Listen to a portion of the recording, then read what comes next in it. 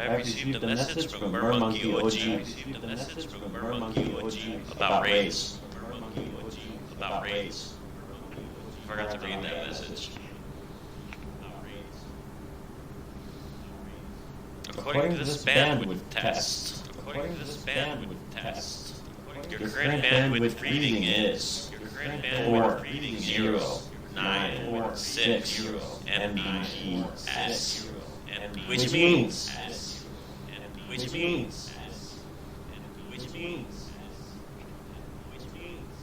Okay, listen to this.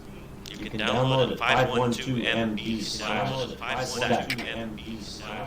/servers.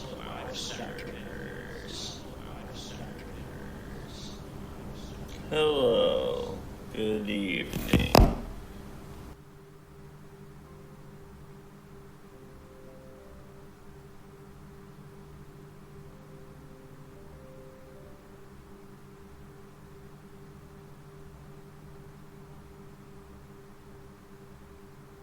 Mastery of this waiting room idea is an inherent piece of the game design and content design that I'm contemplating. It's a very, very important mechanism for a variety of activities, not just creating something you're going to show up for on a schedule and try to do, to involve people in the process of participating in the action you're doing, the meditative crafting.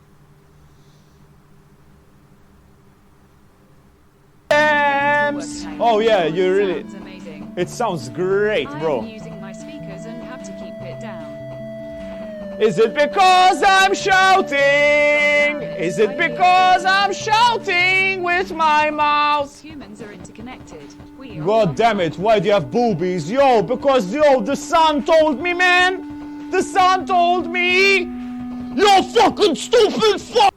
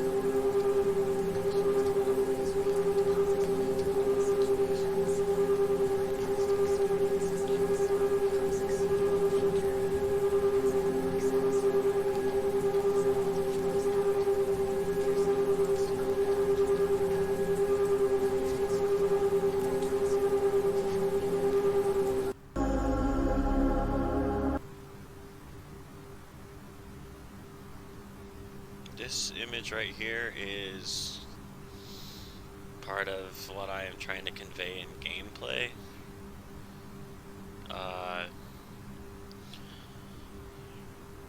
Which is this feeling right here.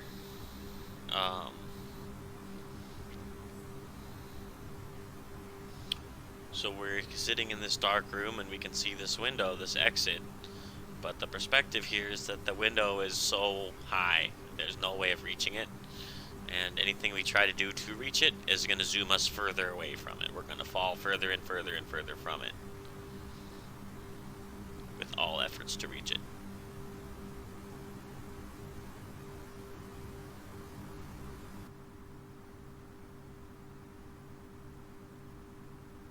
I'm the phone. Oh, now I'm the dude. Oh, now. Oh no, I'm that mountain in the back there. Oh, look at that. I'm the world. I'm the phone. Oh, now I'm the dude. Oh, now. Oh no, I'm that mountain in the back there. Oh, look at that. I'm the world. I'm the phone. Oh, now I'm the dude. Oh, now. Oh no, I'm that mountain in the back there. Oh, look at that. I'm the world.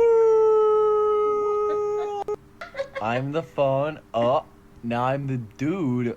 Oh, now. Oh no, I'm that mountain in the back there. Oh, look at that. I'm the world. I'm the phone. That feeling that I had of deflation, of frustration, was simply the realization there is no such thing as a separate I. Now, if you don't want to feel that truth, you will resist feeling it. But if you're open, this logic of the opposites of the game of black and white will lead you ineluctably to the conclusion that you have no separate self apart from what is called other.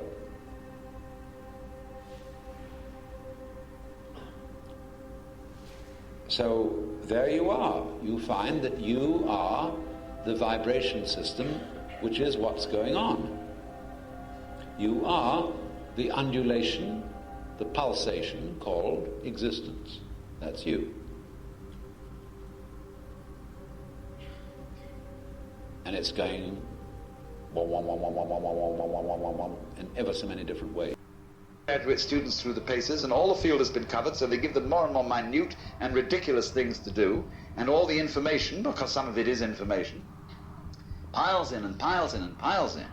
Everybody, including the scholars, suddenly get around one day and say, what on earth are we doing? Especially if it's in a sort of historical, humanistic subject that has no particular technical application. When Aldous Huxley graduated from Balliol at Oxford, his tutor took him aside and said, Mr. Huxley, you have a very distinguished record as a student. He was in English literature. He said, you should very seriously consider an academic career in English literature. You would make a very fine professor. And Aldous Huxley said, that's most extraordinary.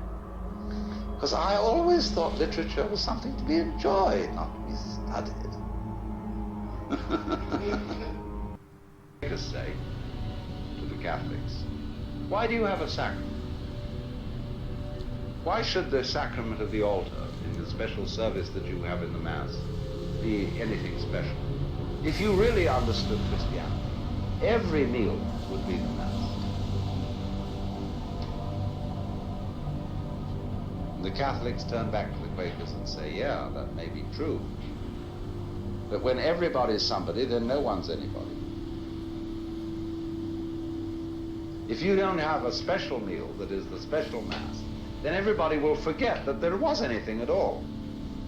But, in other words, they will come to a view of life where nothing is sacred.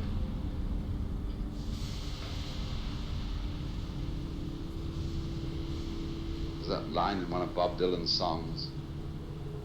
It's pretty obvious that nothing around here is particularly sacred. Don't need a great deal of money to do it. You need more imagination than money. I know innumerable people who've got lots and lots of money and who are absolutely miserable because they have no imagination. And they are full of fears because of their wealth. They always think someone's going to take it away, and instead of now, will I starve, will I get sick? Because there's no protection against that. Who knows when anything strikes, when any accident strikes? We have no real defense against that. So, from a social point of view, the important thing in religion is no longer preaching the possibility of doom, because nobody is threatened by doom. Doom doesn't deter anyone, because we know we're all doomed anyway. Why rub it in?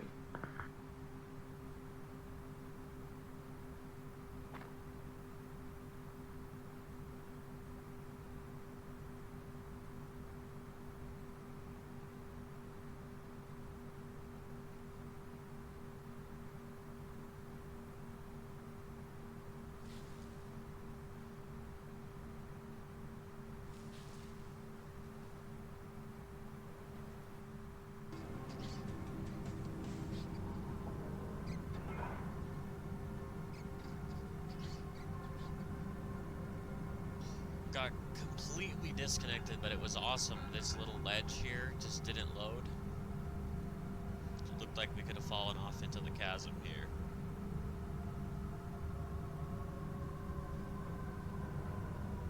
Everything dropped. My YouTube stream, my game, and my Twitch.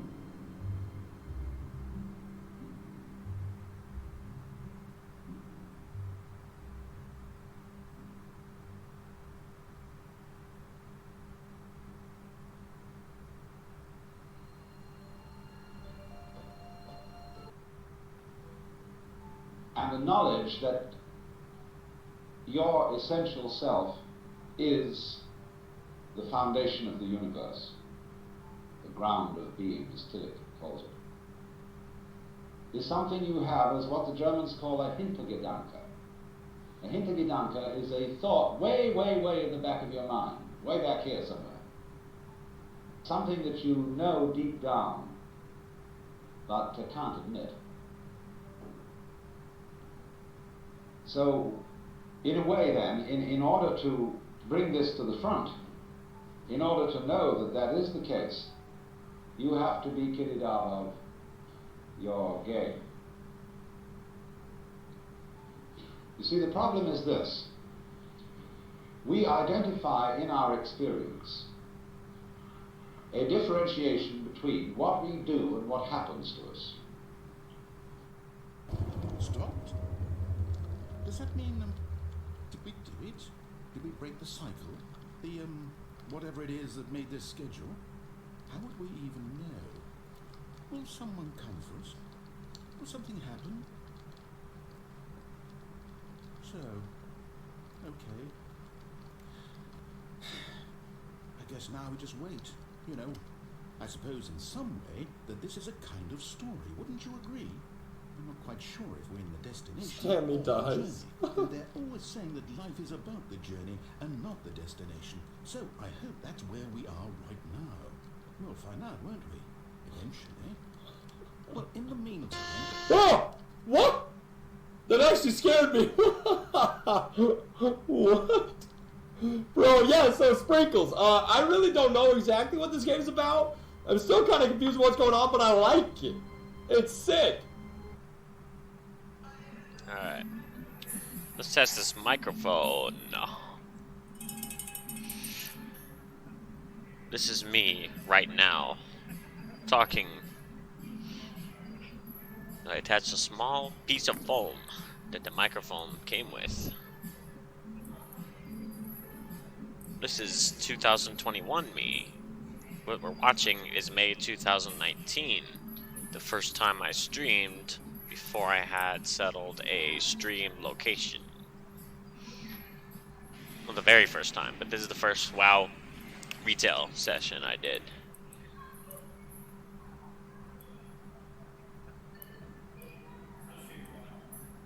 It was all done through the same Twitch, but I hadn't yet realized to save highlights, but I did save it as YouTube exports, which is what this is, my YouTube archive.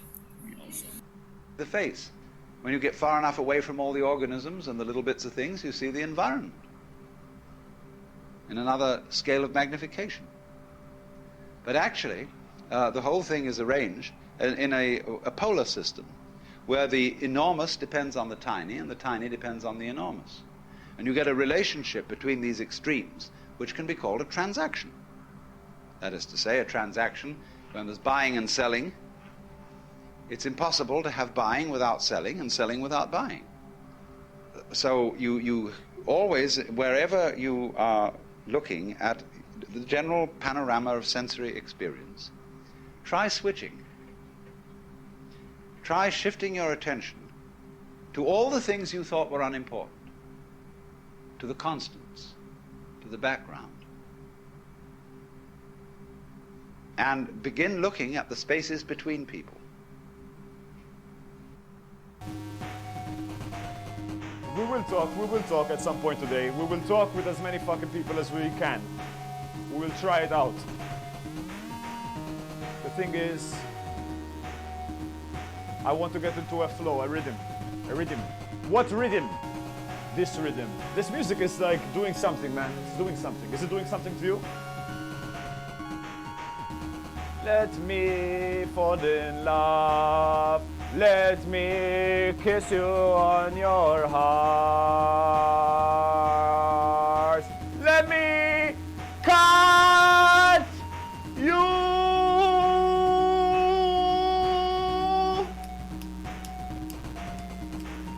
Let me cut you. Let me cut you. I want to cut. So beautiful. Thank you, thank you. It's my dream. Not with an empty mind, mind you. I'm going back to that point. not with an empty mind, but just a non-analytic mind, a non-probing mind, where you're not creating problems all the time by trying to control it, by trying to control your mind, by trying to control your experience, what you see and hear. You then just simply discover that there is no way of controlling what you're experiencing, because what you're experiencing is you. And to try and really fundamentally control that is just going around in a circle. So if I were to say to you now, what you have to learn is to let it happen, that's wrong too. There's no one to let it happen. If I say to you, accept your experience, be calm and open to things, that again perpetuates the illusion that you're something different from it. So we go round and round. That you are continuous with the universe. For example, people used to believe that the people who lived in the Antipodes would fall off. And that was scary. But then when somebody sailed around the world, and we all got used to it, and now we travel around in jet planes and everything, we have no problem about feeling that the Earth is globular. None whatever. We got used to it. So in the same way, Einstein's relativity theories, the curvature of the propagation of light, that began to bother people when Einstein started talking like that. But now we're all used to it. Well, in a few years, it will be a matter of common sense to very many people that they're one with the universe. It'll be so simple. And then maybe, if that happens, we shall be in a position to handle our technology with more sense. Things you do with people as a clinician is you find out what they're afraid of, and you gradually and voluntarily expose them to that, and that cures them. And that's associated with the hero myth, right? It's exactly the same thing. It's like there's a dragon, and it's stopping you, because there's lots of dragons, most of them aren't stopping you. You can ignore them. You don't have to just go, slash away at randomly. You're not supposed to be fighting dragons that aren't in your way. But if they are in your way, you can't ignore them, and then you decompose them into sub-dragons, and you have people, take them on. And as they take them on, they dispense with the dragon, and they gain the power of the dragon. It's like a video game.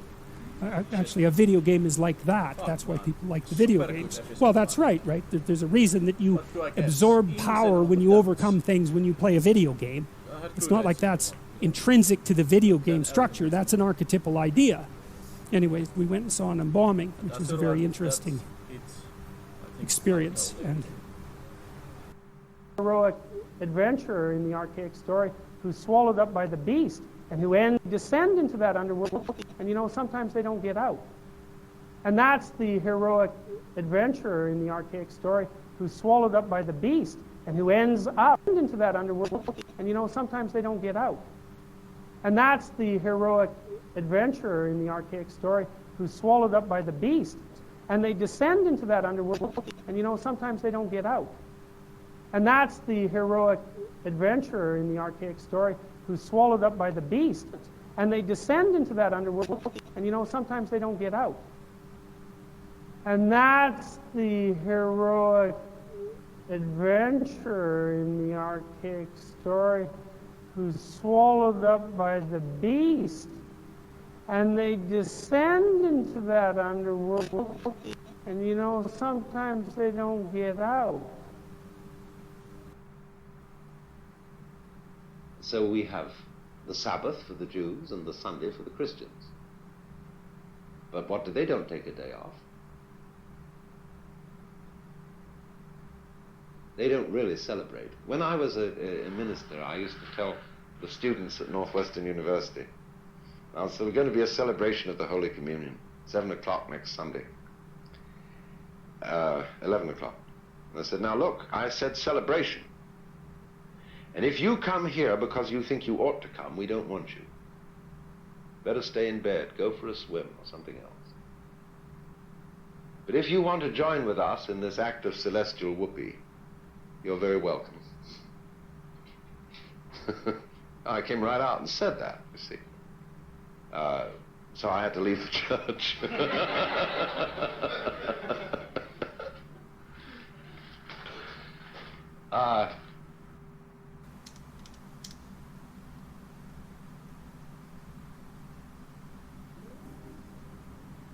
That outsider who lives up there in the mountain is at the highest peak of human evolution. His consciousness is one with the divine. And great, just there is someone like that around. It makes you feel a little better. He has realized, he knows what it's all about. And so we need a number of those people. Even though they don't join our game, they tell us, you see, what you're doing is only a game. It's okay, I'm not going to condemn you, but it is only a game, and we up on that mountaintop are watching you. We love you, we have compassion for you, and but excuse please, we aren't going to join. So that gives the community great strength, because it tells the government in no uncertain terms that there's something more than government.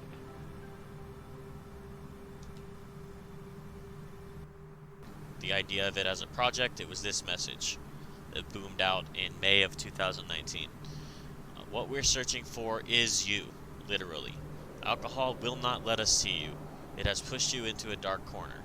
This is every game quest I have ever been on. The reason that I know you is to bring you this message. I stand for the truth. I am Shield Wall. Behind my wall is the tiniest, newest special ones. Our hearts beat behind my shield wall. My game role and koans help me explain this. I spend this time in the games so I may experience peace, allowing me to express my endless feelings. For all of you whose hearts are beating, perfectly special new humans. You are good, and my feelings are endless to show you your goodness. That we need you, that we can't do it without you, so please stay here, and please let us fight for you. Money is a made-up token. We made it up to be an infinite token corresponding to either reducing harm or increasing our joy. It was invented for that purpose, to say, well, look, we could have an unlimited number of blades of grass. So the point is that we're only exchanging them if we've actually reduced harm or increased the joy that we're experiencing. So you're going to rebuttal that and say, oh, money just helps us keep track of things. It's not inherently evil, but the system created around it allows people to abuse it, and that sucks. To that I say, no. Abuse is an inherent violation of what money means. It means an endless token that is only moving when we reduce harm or increase joy. That's what the I Have a Dream speech by Martin Luther King was talking about. Abuse is harm. It's a false invocation of the token itself. Invalid. Not a use of money. That's not money. That's just tyranny. It's a curious thing.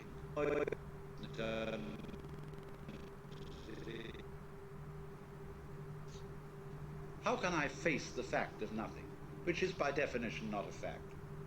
You see?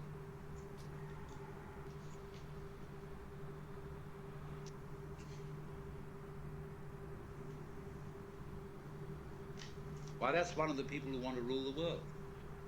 It's to frighten you about death.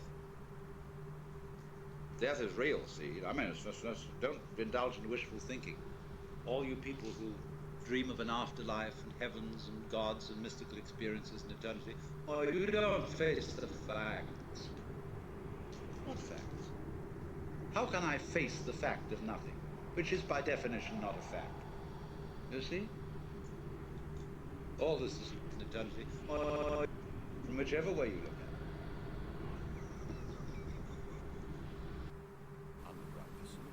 I slaughtered you. It's worthless now, yeah. He's like, I worked so hard on it. I tried so hard. Misbehaving exactly as Stanley would. That means choosing responsibly and always putting the story first. I'm quite sure you're into the task. Just follow my lead and you'll be fine. All right. When Stanley came to a set of two open doors, he entered the door on his left.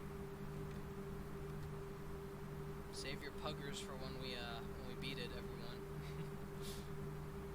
Yet there was not a single person here either. Feeling a wave of disbelief, Stanley decided to go up to his boss's office, hoping he might find it. Coming to a staircase, Stanley walked upstairs to his boss's office.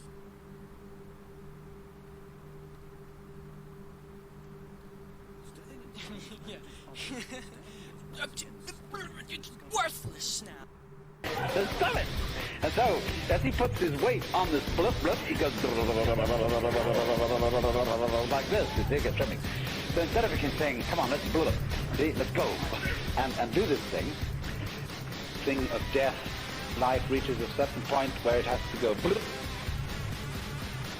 And in the moment you go blip, that's the sensation. We're just on the verge of it's going to blip. Strange. I'm alive. I don't remember where I was before. And you grow and grow and you become more familiar with this and more familiar. When you're completely familiar, it goes blip. See, quite different. So we know it's about to go blip. The only thing is to go with that flip. See, get ready to go. Are you ready? Blip. Then you can laugh. And so that's the way I see it. It's Right. The only value I can give is as soon as I start putting other people where I am, once I'm putting other people above myself, I'm saying, how can I consider this other person's need before my own? That's it. That's the end goal. That's the only escape from the get something. something. There's value in that, and I'm at peace because I'm no longer using coercion. I'm no longer even on myself because I'm saying, okay, what are other people's needs? How can I meet them wherever I am in any given moment? I'm gonna live right here in the moment. There are people here. What can I do for you? How can I live in this way? That's peace. There's peace there. Yes. Because even when people come to me, and my job isn't to make you like it. My job is just to do it. There's nothing else that I can do because not only does this benefit you, but it also benefits me because I'm not worrying about any of that other shit. Yeah. I'm not worrying about, okay, how can I make myself the biggest, baddest person on the planet?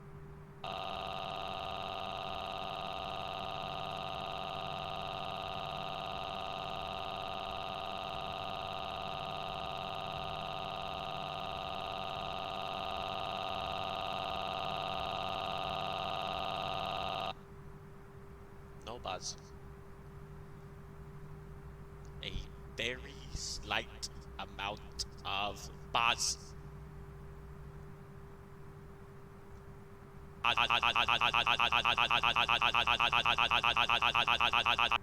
Do guns, rocket ships, and other things of that kind to manifest a masculinity which isn't really there. But certainly women should uphold to us. I mean, the real secret of women's liberation is the liberated woman. The woman who is the human serpent. The wiggly one. The gentle one who has the power of water. And we should look to that, as Lao Tzu again said. The valley spirit does not die. The valley spirit, that is the spirit of the valley. That is the feminine as distinct from the mountain, which is the male. And so, while being a man, you should have a certain feminine element. Basically, the whole art of that debate was that it wasn't a debate. It was me saying, I'm already at the end of the argument, so you're trying to argue, and I'm not arguing with you, I'm just sharing information, and you are doing arguments for a purpose I can't quite ascertain. I don't really understand what he thought he was accomplishing, or what he thought he would be attaining, but that's all I was saying, is you don't attain knowledge. It's just the experience. That's what it is. You don't attain it, you can't attain it, you already are it. And this pushed him, I think, into a greater frenzy of whatever it was he was originally doing was like multiplied by what I did. So in that way, yes, I was feeding the troll, but I'm trying to give this troll food so he can get nourished. And that's what I mean when I'm trying to share information. Because I used to be a lot more like the trolls than you would think. I used to be pretty unhinged. I had to find some hinges for myself in order to find some hinges? That was fucking great. Experience and experience constituting joy.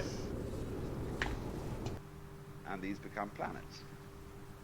And then on every so often, some star has a planet that starts generating life. And life gets more and more intelligent.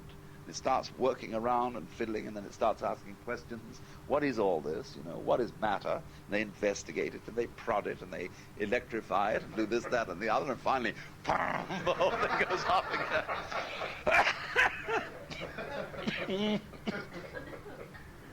So that you could say in this way, in the evolution of the universe, all stars mean that there were once people around, and so on. See, then you could construct a vision of things where it was all perfectly all right. That you have to have bad people as well as good people, just as you have to have slugs in the garden and weeds and all sorts of things you don't approve of in order to have something that you can approve of. You see, use his phone or his Xbox to still come here and be part of this. And that's the point I'm trying to say. The app can let you view the final thing exactly as I create it, or to spectate the creation process, which includes you via call or text input. But being present is the creative consciousness aspect, so that you can be part of precisely what I'm doing here in Peacecraft Monastery. I invite all of you to just be part of this, and if you have questions, bring them. If you don't have questions, don't bring them, just bring yourself. This is where we are. There's only now.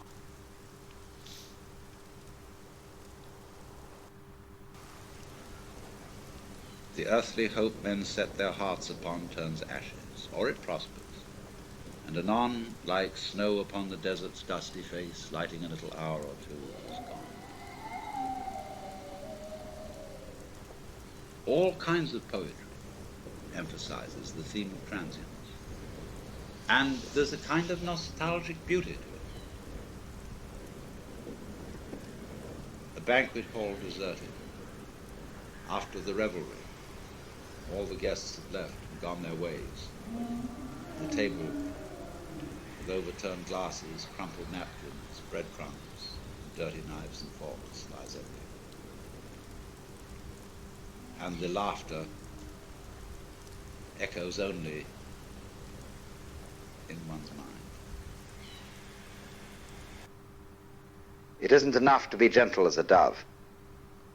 You also have to be wise as a serpent. So I say this in a general preface about getting out of history. This is the real dropout situation. A Buddha, for example, in a certain way of talking is a dropout, because he dropped off the wheel of samsara, the rat race of birth and death, where you are always living for a future.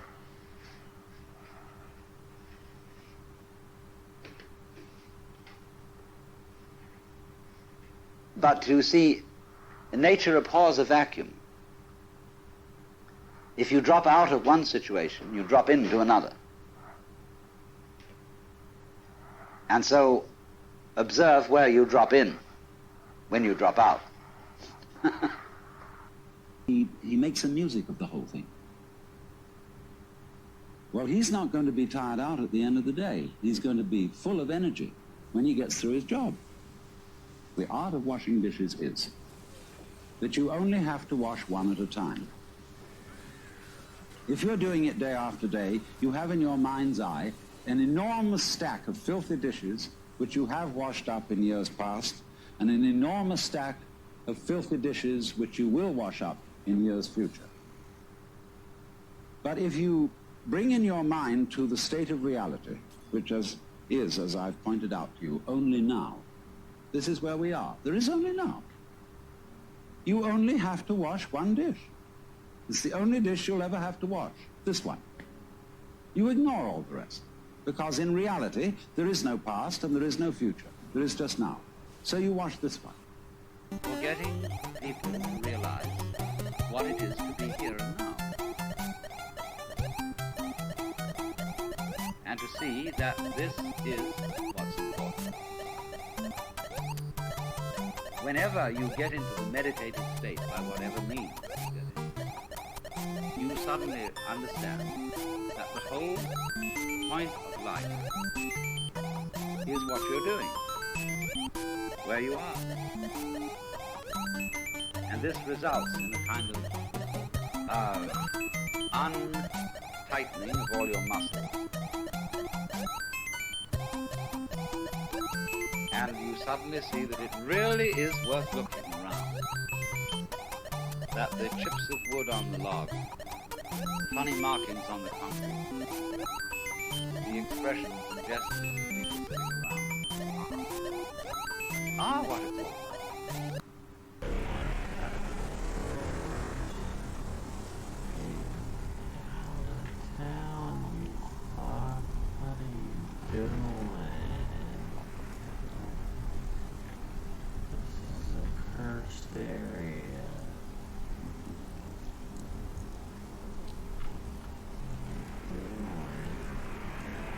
Oh, they just make you chase them. That's fucking weird.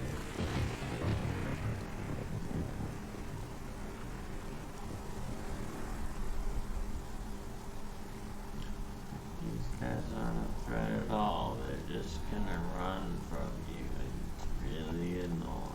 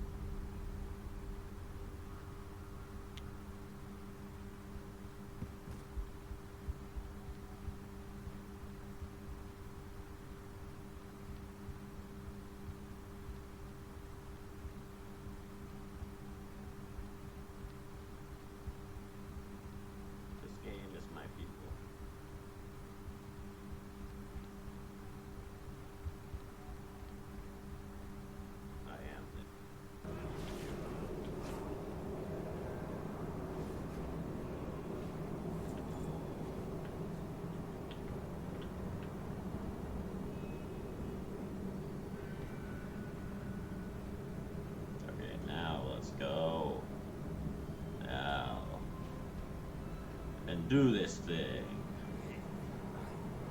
You are all dry as a bone. You rattle. You don't have any juice in you. And what we need is juice.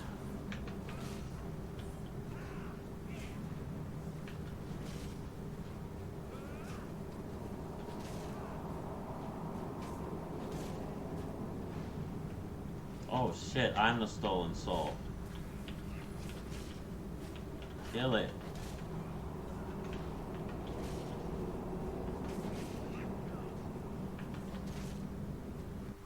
Unconsciousness can have. In just the same way, a death. You know, Stevenson's poem, "Under the wide and starry sky, dig me a grave and let me lie. Glad did I live and gladly die, and I laid me down with a will." If you can see death in that way, just as when you went to sleep, you abandoned all the cares. Adventure meditation.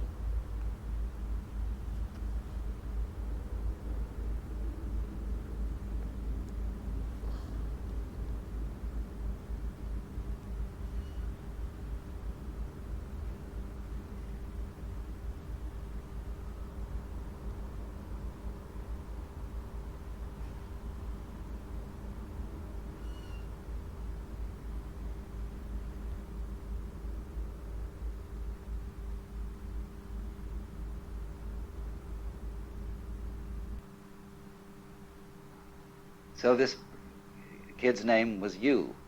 And I found, there's a man going around who calls himself the Plastic Man. And that's all anybody knows him by. Somebody came by the other day and suggested that it would really disturb the whole nation if an enormous number of young people all changed their names to Hare Krishna.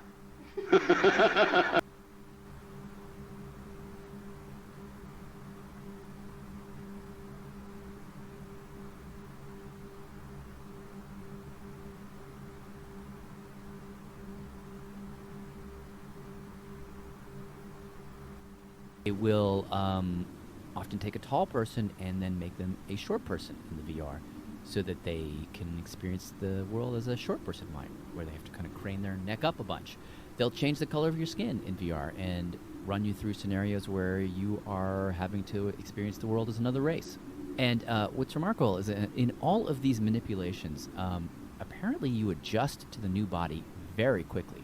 And they've done physiological tests to measure this, that it takes almost no time at all to feel as if this alien body is actually yours. They call this the illusion of presence. You know, we think of our body as a very stable entity. However, by running experiments in virtual reality, you see that actually in 1 minute of stimulation, our brain accepts a different body, even if this body is quite different from your own. And this flexibility that our... We were talking about monks who had skulls in their cells to remind them of mortality. And we think a grim thing. The skull is a grim thing. But Chesterton had the poem about the skull. Chattering finch and waterfly are not merrier than I. Here among the flowers I lie, laughing everlastingly. No, I may not tell the best. Surely, friends, I might have guessed death was but the good king's jest. It was hid so carefully. So you can see the skull not as a grim thing, but as a laughing thing. It's all that's left of a human.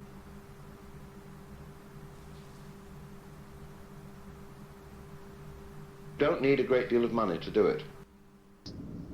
To put his students in all kinds of situations where in the normal course of social relations they would get stuck. By asking nonsensical questions, by making absurd remarks, by all ways of unhinging things. And above all, keeping them stirred up with impossible demands. To hear the sound of one hand, to, without moving, stop a ship sailing out on the water, or to stop the sound of a train whistle in the distance. Magic. To touch the ceiling without getting up from one's chair. To take the 4 divisions of Tokyo out of your sleeve. To take Mount Fuji out of a pillbox. All these impossible questions are asked. This is a podcast that tells you the story about finding creative action. It talks about Doom, Wolfenstein, Diablo, and some other games that depict what I've experienced. They help depict it. The other stuff was like a waiting room, just a place to wait and contemplate. The place where I waited and contemplated. Under the Lurk parable. This new stuff is like an announcement that comes on during the waiting. But it's dead money to me. I'll always speak what I mean. This unroll will arrive at a point where we started pondering, how does creating turn into listening? How did you start listening? You first create your own words. What you're listening to is the part that makes up your words.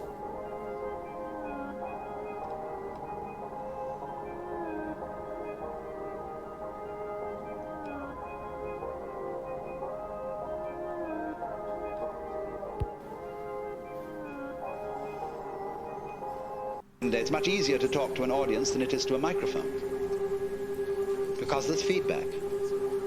And so consciousness is feedback.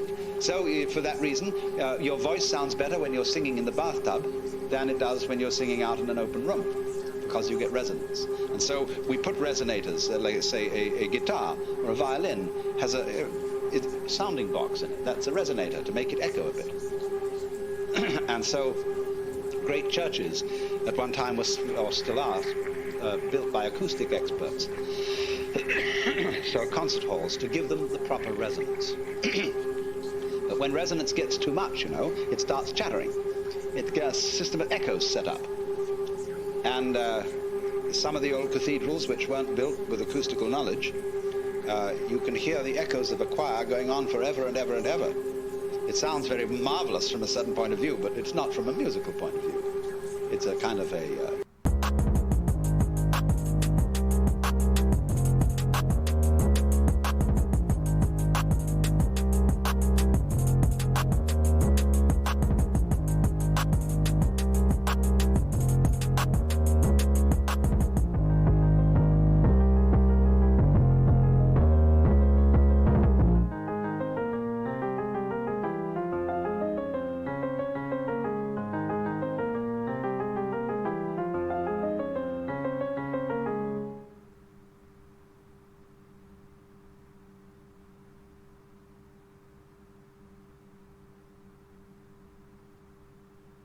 There's only one race, the human race. What about NASCAR?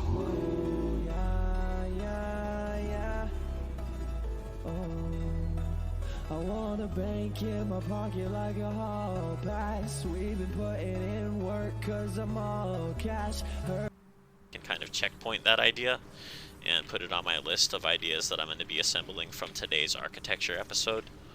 Today's architecture episode is going to be hard to make because I've been talking this entire time.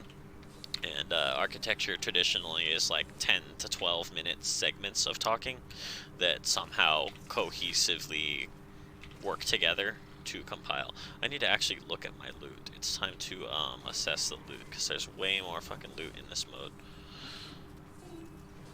But honestly, I can't be bothered with that right now, and these guys are coming here to try to kill me because they know I'm near the end of the game session for today. And so, look, see, we're in danger. Danger. Kill. Kill. Nope, we're gonna die. This character's going to the graveyard. I'm stuck. Can't move.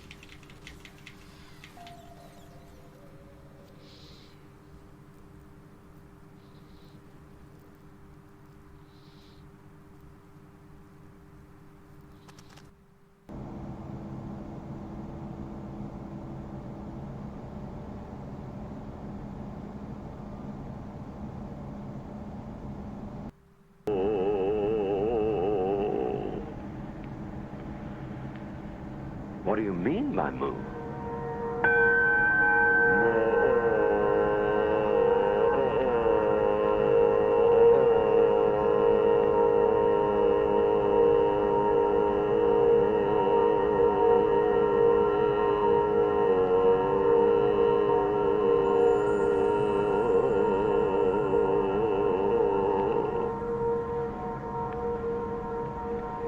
Who are you?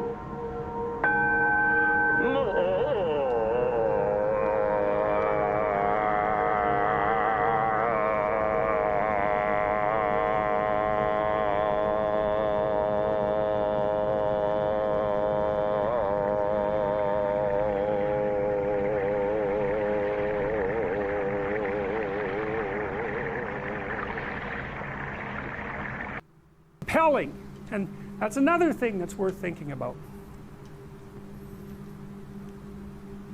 Why is it compelling? And it's compelling to everyone. That's the thing that's so cool, is that there aren't that many phenomena that you can point to that are compelling to everyone. Music is close. It's a very rare person who doesn't like at least some genre of music, no matter how narrow. But the other one is stories. You're hard-pressed to find someone, especially if they're younger, who doesn't like stories. Why? Is it a waste of time? Or is there something going on? Celebration Crasher. Hates fun. I think it's not only not a waste of time, it's actually the most fundamentally important thing you can possibly do, because there's no difference between understanding stories and figuring out how to get along in the world. So, and there's a tight relationship between the story that you inhabit that structures your behavior and the games that Piaget talked about that organize. That voice is a bit problematic. Hey! Parallax angle right here to see all this awesome shit. when they had the chance. Dank. Super fucking dank. These cursed cities here.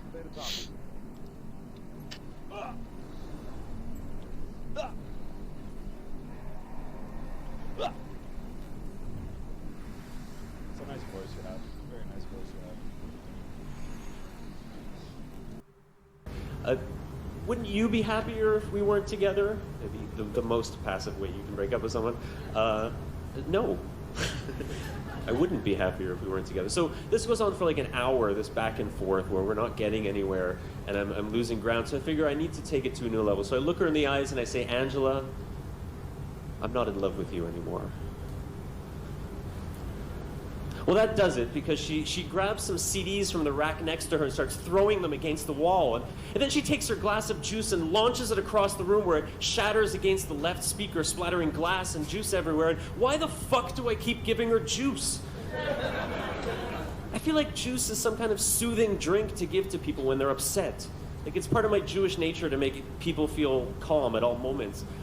And then she starts punching and kicking me, and she's small, but her anger makes her strong, and I'm batting away her fists and her legs, and I don't want to hit her back, but I don't know what to do, so I say, get the fuck out of here. Well, this is a matter of words, my friend, because you may think that dancing is superficial, whereas I think it's profound. And so on. And I suggested two meanings of the word meaning. One of which is merely reduces life to being symbolic of something else, something always beyond. Then I'm going to ask, what's the meaning of that? And then we get into that infinite regression of questions. I feel that instead of getting into these infinite regressions of what is beneath, what is behind, look, it's right out in front of you now. And when you catch on to that, now gets very profound. I mean, it's the moment when nothing becomes something. And I don't see how much profounder than that you can get.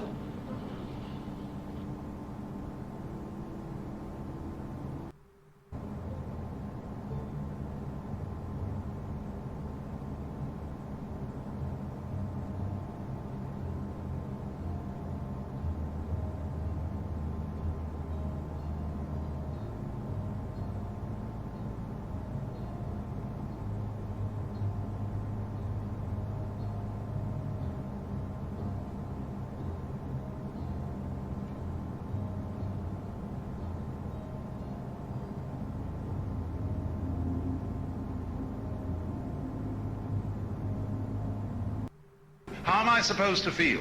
I want an authority. I want someone to convince me that the way I'm doing it's the right way. But don't you realize, whenever you accept authority, you accept it on your authority.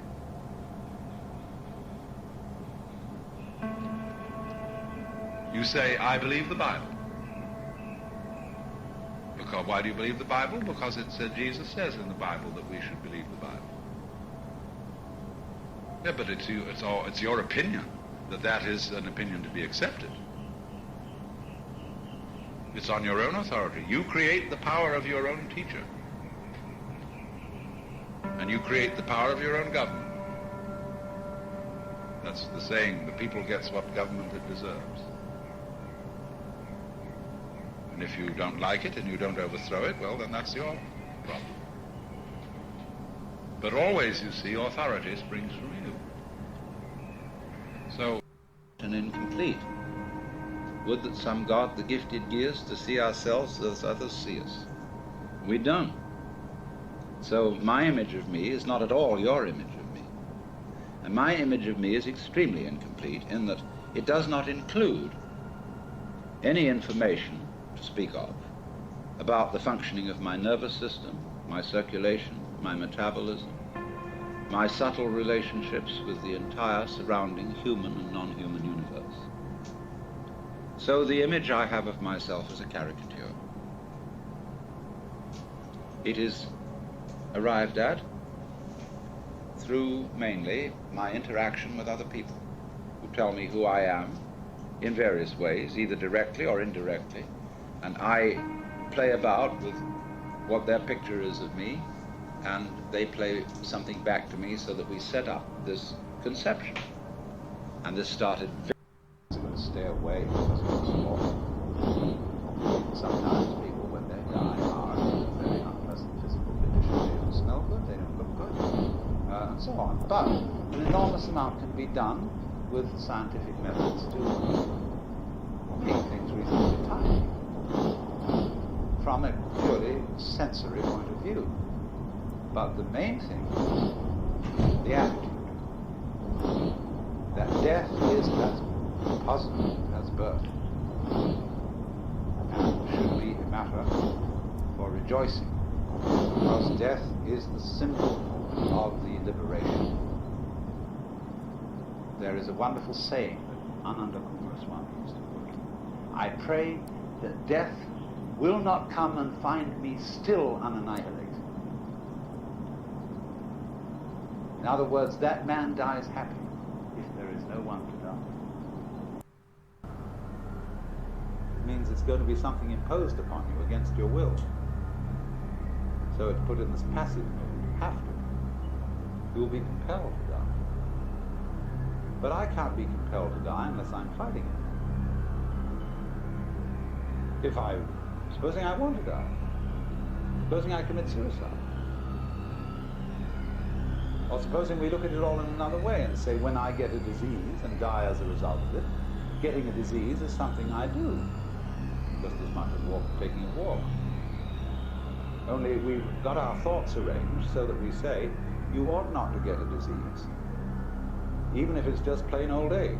Somehow you ought not to do that. You ought to go on. You can't say, when death comes about, I laid me down with a will, because we've got this hang-up about life being divided into two parts. To organize yourself through this dialogue. Only how are you going to have a dialogue? The only way you're going to do that is by writing your list, writing your instructions, and the instructions tell you what materials do you want to make, what things do you want to put into your inventory, into your stash of objects that you're going to put together into the thing it is that you're making. And that's a broad enough statement that it could be any type of thing, any possible thing that's possible for you to gather in any kind of a way into a stash, with which you can then organize and create something. So you have to learn how to talk to yourself. I still haven't found audio of Jordan Peterson explaining this, that you don't exist until you find your own words. But essentially, finding out how to collaborate with you so you can find your own words is how to do that. Well, how do we do that? This is the answer. He should be killable. Wow, they are so pissed off at me right now.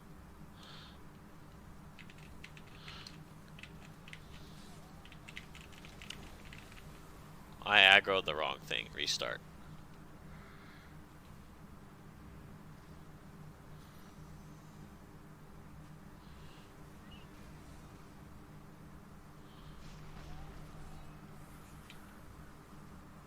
Magus Pack. The goal here is to get the channeling, not get trapped here, and then fucking get to the defensive one. That's a chain of actions that works quite well.